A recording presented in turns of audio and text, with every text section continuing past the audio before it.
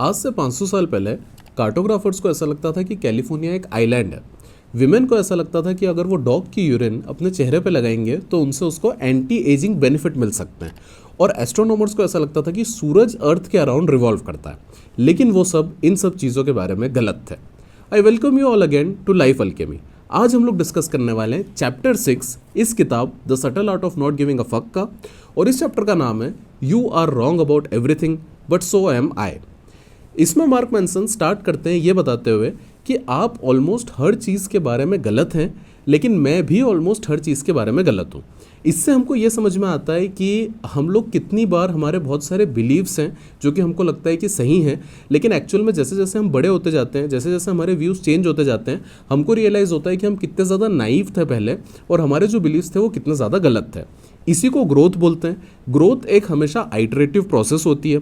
जैसे जैसे आप ग्रो करते जाते हैं अपनी लाइफ में, वैसे वैसे आपके बिलीव्स चेंज होते जाते हैं और आपको बार बार ये रियलाइज़ होता है कि वो जो पुराने बिलीव्स थे वो गलत थे।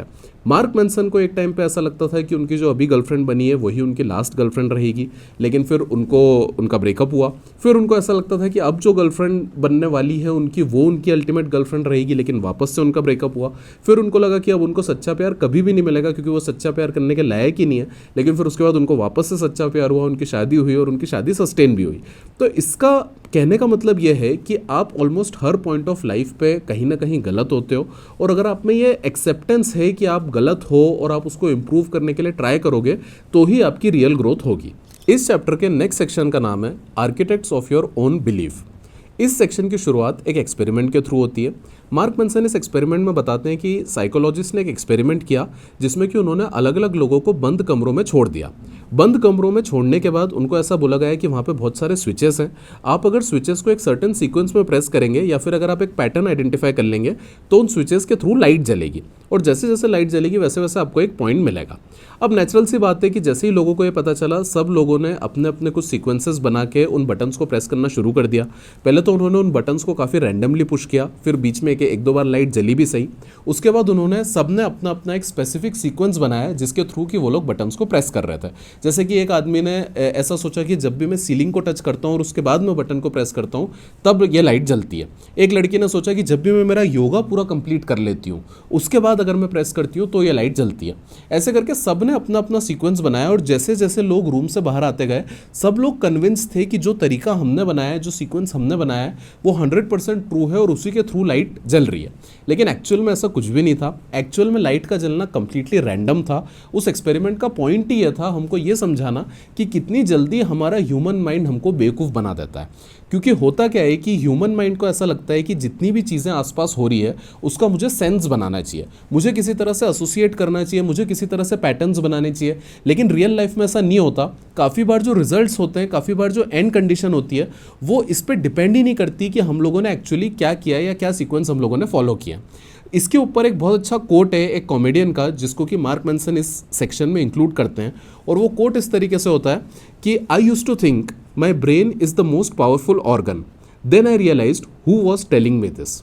मुझे ऐसा लगता था कि मेरा ब्रेन सबसे ज़्यादा पावरफुल ऑर्गन है, फिर मुझे समझ में आया कि ये बात भी तो मुझे मेरा ब्रेन ही बोल रहा है। तो इसका मतलब सिंपल ये है कि बहुत बार हम हमारे बिलीव्स के खुद आर्किटेक्ट बन जाते हैं। जो बिलीव्स हम लोगों ने बनाए हैं ज़रूरी नहीं है कि वो बिल्कुल सही हो। इसके बाद चलते हैं इस चैप्टर के नेक्स्ट सेक्शन पे जिसका नाम है be careful in what you believe. इस सेक्शन की शुरुआत एक स्टोरी के साथ होती है। यह स्टोरी है मेरेडिथ नाम की एक लेडी की जो कि 1988 में अमेरिका में थी। उसको 37 की एज में ये रियलाइज़ हुआ कि मेरे फादर ने मुझे बचपन में सेक्सुअली अब्यूज़ किया है। अब उसको ये रियलाइज़ कैसे हुआ, तो वो उस टाइम पे थेरेपी लेती थी। थेरेपी लेते लेते उसके थेरेपिस्ट के साथ उसने ये आइडेंटिफाई किया कि एक चाइल्डहुड मेमोरी है उसकी कि उसके फादर उसको सेक्सुअली अब्यूज़ करते थे और ये कहीं ना कहीं रिप्रेस थी उसके माइंड में। लेकिन क्योंकि उसने अब थेरेपी करी उसको ये चीज़ पता चल गई। अब ये चीज़ उसने अपने फादर को बताई, उसने अपने फैमिली मेम्बर्स को बताई। उसके फादर ने डिनाई किया कि मैंने ऐसा कुछ भी नहीं किया और ऐसा कुछ भी नहीं हुआ था, लेकिन फिर भी उसने बिलीव नहीं किया। अब कुछ टाइम बाद उसको फिर रियलाइज़ हुआ कि नहीं, मेरे फादर ने एक्चुअली मुझे सेक्सुअली अब्यूज़ नहीं किया है, ये मेरा एक बिलीफ था जो कि शायद थेरेपी के कारण मैंने अपने आप को बिलीव करवा लिया। अब ये जो स्टोरी है ये सिर्फ मेरेडिथ के साथ नहीं, ये उस टाइम पे काफ़ी सारी लड़कियों के साथ और लड़कों के साथ होता था, क्योंकि उस वक्त थेरेपी एक सर्टन तरीके से चलती थी जिसमें कि थेरेपिस्ट ये आइडेंटिफाई करने की कोशिश करता था कि जो भी इंडिविजुअल है उसका जो भी बिहेवियर है, उसके साथ जो भी प्रॉब्लम्स है, उसमें क्या ऐसी चीज़ है जो कि उसके चाइल्डहुड से रिलेटेड है।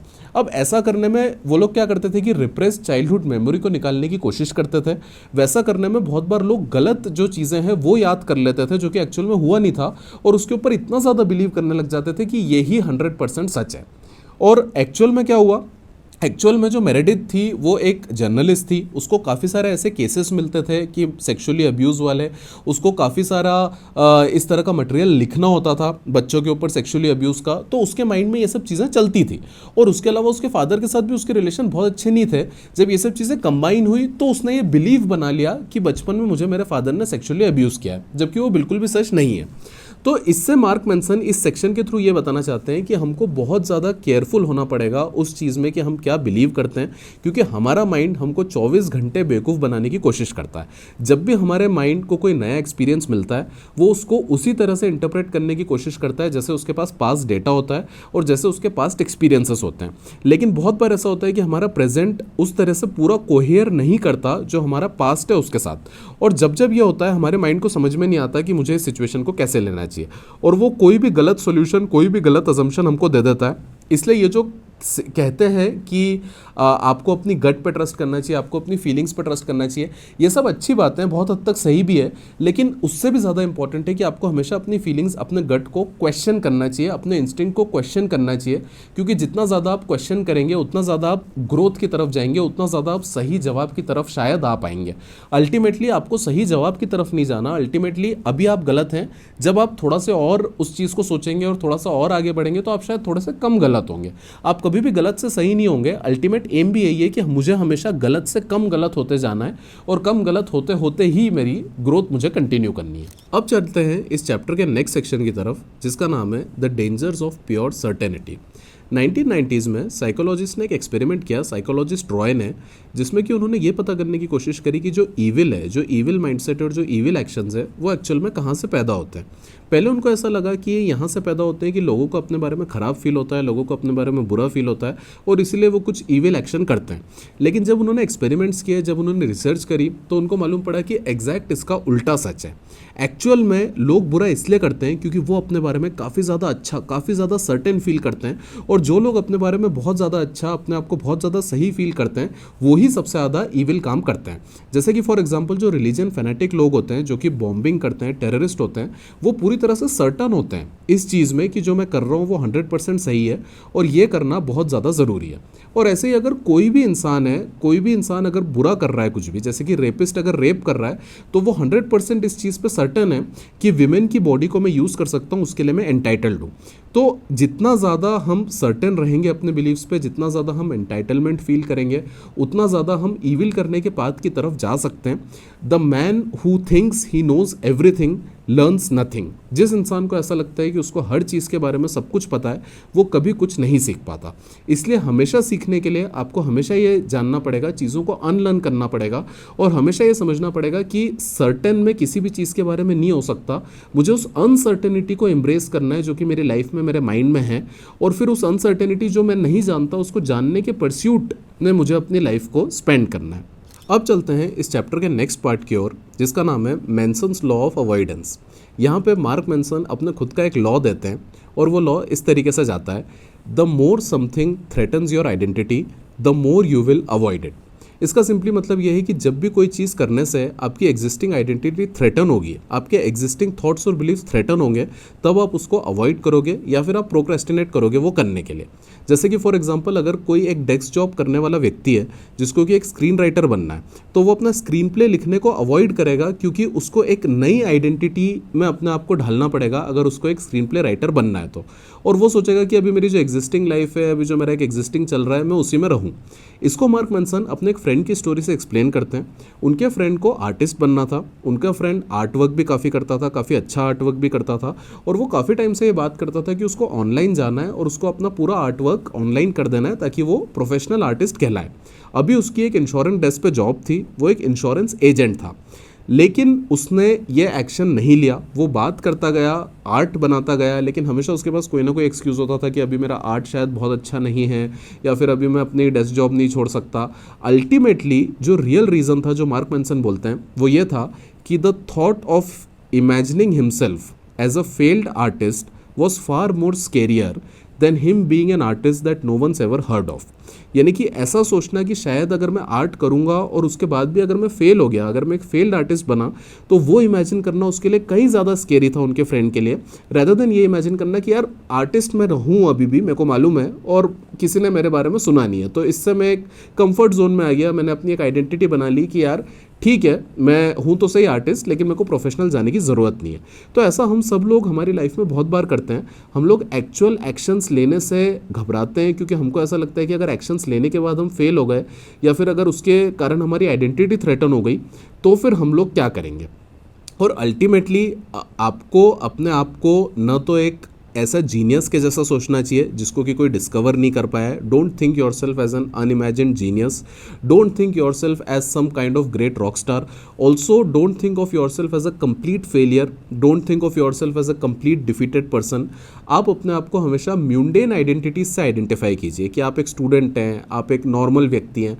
हमेशा अपने आप को एक नॉर्मल व्यक्ति के जैसे आइडेंटिफाई कीजिए और किसी भी आइडेंटिटी ट्रैप में मत फंसिए, क्योंकि जैसे ही आप किसी आइडेंटिटी ट्रैप में फंसे, जैसे ही आपने सोचा कि यार ये मेरी आइडेंटिटी है, तो अब आप उसको डिफेंड करने के लिए अपनी पूरी लाइफ बिता देंगे और आपकी जो रियल ग्रोथ है वो वहाँ पे पूरी तरह से लुक जाएगी।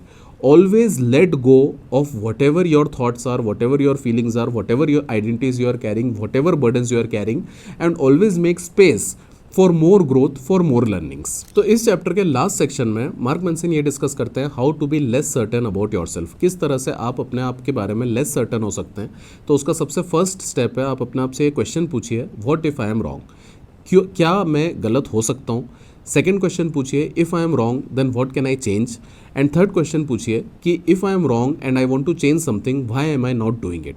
इन तीनों क्वेश्चन के जो भी आपको आंसर मिले उस तरीके से आप उनको प्रोसेस कीजिए और अल्टीमेटली अपने बिलीव्स को क्वेश्चन करते हुए सही डायरेक्शन में अपने स्टेप्स लीजिए।